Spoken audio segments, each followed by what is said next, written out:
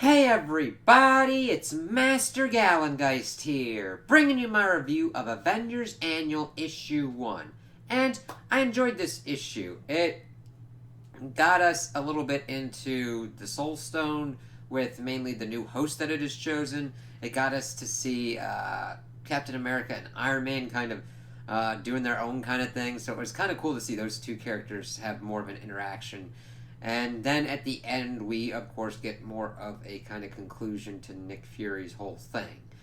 So we start off and we see this young kind of synthetic person that we learn is just talking about all the different kind of stuff, at least in the beginning of the issue, trying to explain what he's trying to do, talking about what he thinks about, someone wrote about like a third species, like humans, mutants, and then like some kind of hybrid that has like mutant organs transplanted in.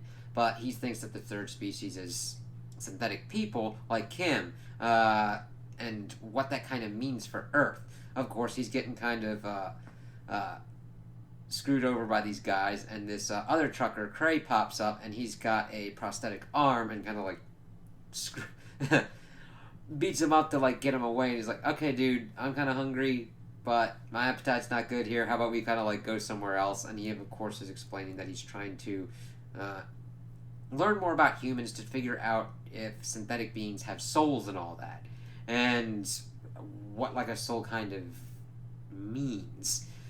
So we see that kind of story going on. We see that Tony and Steve give their kind of download of the times that they have interacted with people that have been bonded with the Infinity Stones, figuring out and calling them incarnate events. That the one time that Cap went after the Time Stone user, that there was a research institute that's able to kind of figure out what's going on with them, and they're able to pretty much track it down. We then see a kind of funny thing where Tony's like, "Yeah, I make this like protein thing, and you're eating like a metric fuck ton of eggs and bacon." He's like, "Yeah, I like eggs and I like bacon, and it reminds me of this diner and everything." And he starts like getting everything together, and he's like, "Hey, you want some bacon, Tony?" And Tony's like, "God, yes, this shit is horrible."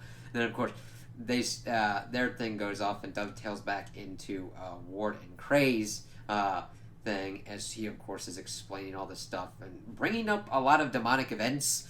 Cray's even like, "Dude, you gotta stop talking about it and bringing that up." It's like, sweet Jesus. But the guys that were being assholes turned over and were like, "Wait till the Sapien League pops up." And then, of course, they pop up to pretty much take out the kid. And they injure Cray. And at that point, an incarnate event happens and he gets bonded with the Soul Stone, which turns out to be kind of a dick. Now, it has dominion over, like, billions of souls. It's like, "I'm going to protect my shit." It's like, alright, but Ward wants to help Cray. And he has to fight for control of everything like that. And he's like, alright, he's trying to get him out. And that's, of course, when Tony and Steve pop up. And like, okay, let's kind of just talk this out. But, of course, Ward is having an internal kind of thing going on with him and the Soul Stone. Because the Soul Stone is like, "Fuck all your shit. I want to do what I want." Now, granted, not as, like, Cartman from South Park completely. But you kind of have that kind of shade of, like, it does not give a fuck what other things and other beings are doing. He was going to leave Cray to just be like, fuck it, that person can die, and pretty much injured the other Sapien League members as well. But of course, that was more in a self-defense because they were coming to fucking kill the dude. Well, Ward is trying his best to kind of like thread the line between this, but then of course the Soul Stone's like, "Fuck it," and starts like shooting out projections and everything. We see all these different kind of things, but of course it's going for the shotgun approach, and they are not like substantial enough to really put up a good fight for Tony and Steve. So the thing is, Ward kind of accidentally helps the Soul Stone be like, "Hey, wait a minute, focus in on the two kind of projections that would be able to take each other out." So they pretty much make projections of Tony and Steve, and they kind of like switch and they kind of fight each other. It's kind of weird, because I understand the Soul Stone is a kind of weird thing. Now, it's talking about all these different kind of souls. Couldn't it have, like, warriors that would have combat capabilities that would be able to do this? Because it's really strange that it's able to call upon, like, soul projections of, like, Steve and Tony, unless it's able to copy souls or whatnot.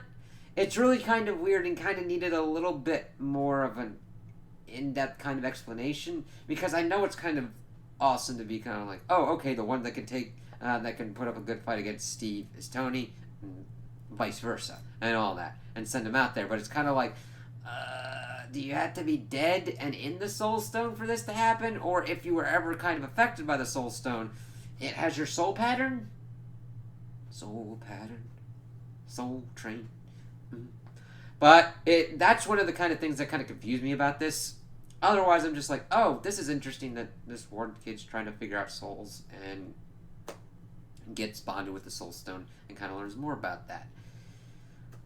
Well, the thing is, they're doing all this, but Ward's like, listen, I want Cray to get help, and if you don't back off with this shit and let us get into kind of like a ceasefire, I'm gonna let them take me.